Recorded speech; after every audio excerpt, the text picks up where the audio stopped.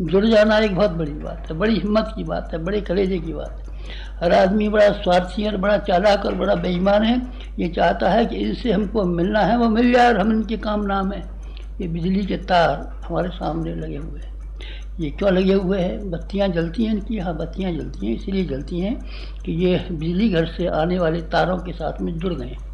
अगर ये जुड़े नहीं होते तब ये इसी तरह की बल्ब दिखाई पड़ते, इनमें न प्रकाश होता न रोशनी होती, कुछ नहीं होता। पंखे जलते हैं ना, हाँ पंखों में भी होता है, पंखों में लोहा भी होता है, आर्मेचर भी होता है, और भी चीज़ें उसके अंदर होती हैं, कॉयल भी होते हैं। लेकिन जब बिजली से सब संबंधित होते हैं तो पंखे दौड़ने लगते हैं, हीटर, कूलर और भी दुनिया भर की मशीनें, पानी खींचने की पंप और दूसरी चीज़ आटा पीसने की चक्की। ये चक्कियों में ताकत है क्या? नहीं, बिजली नहीं आए तो तक ताकत कहाँ से आ जाएगी?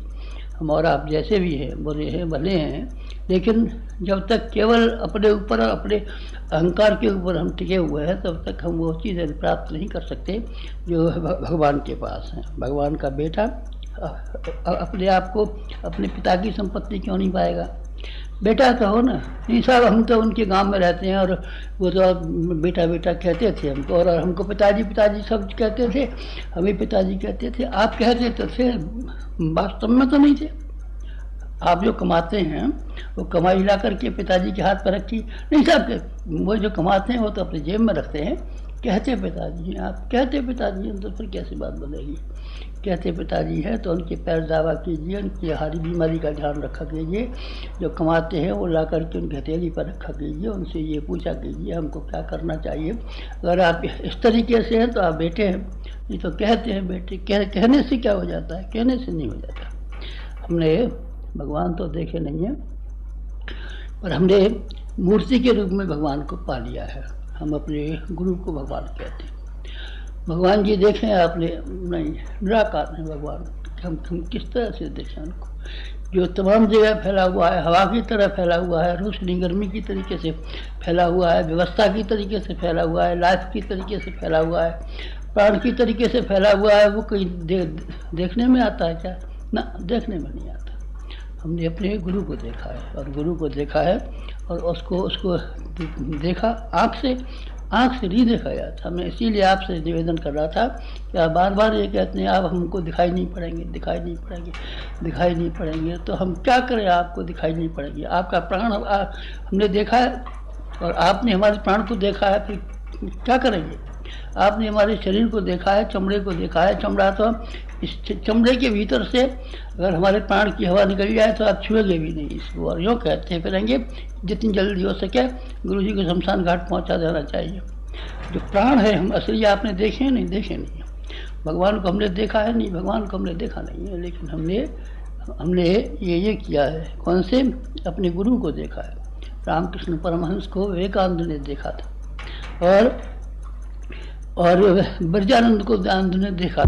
देखने का मानी जो आप कहते चलिए और हम करते चलेंगे। हम आप बुरा कहते हैं कि भला कहते हैं, खंडन की बात कहते हैं कि मंडन की बात कहते हैं, विदेश जाने की बात कहते हैं, हिंदुस्तान रहने की बात कहते हैं, जो कुछ भी बात करेंगे हम पूरा करेंगे। दयानंद ने भी ऐसा किया।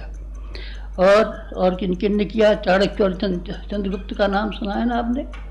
चाणक्य ने जो हुक्म दिया कि तुमको ये करना पड़ेगा और वहाँ लड़ने जाना पड़ेगा और सेना संगठित करनी पड़ेगी, कहता रहा। पहले तो एक बार ये भी कहा था, हम तो नान के पेट से पैदा हुए हैं, हमारी हैसियत तो कुछ है नहीं, हमको तो लड़ना भी नहीं आता। उन्होंने कहा तुझको लड़ना नहीं आता तो हमको तो लड़ना आता है। शिवाजी का नाम सुनाया आपने, समर्थ गुरु रामदास का नाम सुनाया आपने। समर्थ गुरु रामदास के कहने के मुताबिक शिवाजी तैयार हो गए आज़ादी की लड़ाई लड़ने के लिए, और समर्थ गुरु रामदास की सारी शक्ति उनके हाथ में सुपुर्द हो गई। वो ले करके चले गए,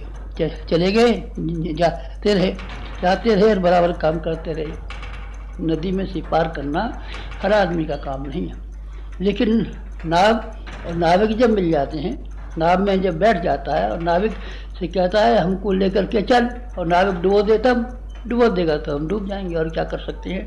लेकिन चलेंगे आपकी नाव में।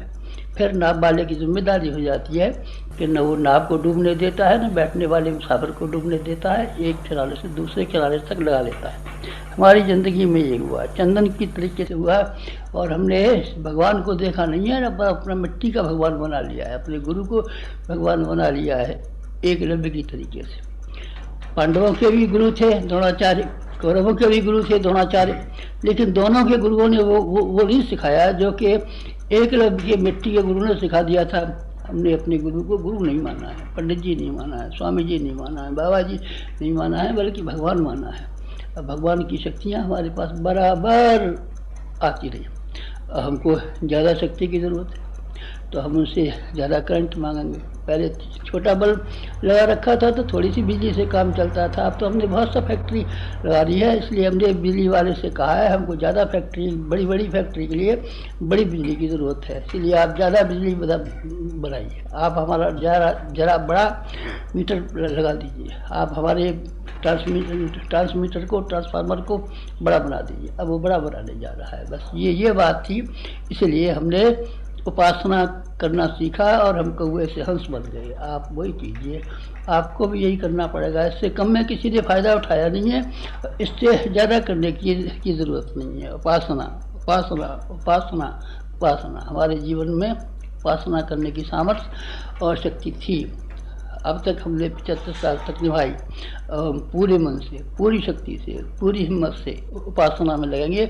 इसीलिए हमने लोगों से न मिलने का, लोगों से बातचीत न करने का निश्चय किया है, ताकि 100% हमारा मन एक काम में लगे। अब तक 100% नहीं लगता था, कभी आपकी तरफ, कभी किसी की तरफ, कभी किसी की तरफ, कभी किसी की तरफ। अब हमने अपने मन को समेट लिया है, और समेट करके एक काम में, एक शक्ति से, एक मन से हम उसी काम में लगेंगे, जिससे कि दो बड़ी जिम्मेदारियां जो हमने आपसे निवेदन की थी, संसार में फैली हुई बुराइयों का मुकाबला करना, उनसे जद्दोजहद करना, और शहर में अच्छाइयाँ संसार में कम है, उन अच्छाइयों को बढ़ा देना, राम राज्य की स्थापित करना, लंका का दमन करना, लंका का दमन करना, राम राज्य की स्थापना करना। दोनों के काम एक दूसरे से भिन्न है, लेकिन हम करेंगे दोनों ही काम।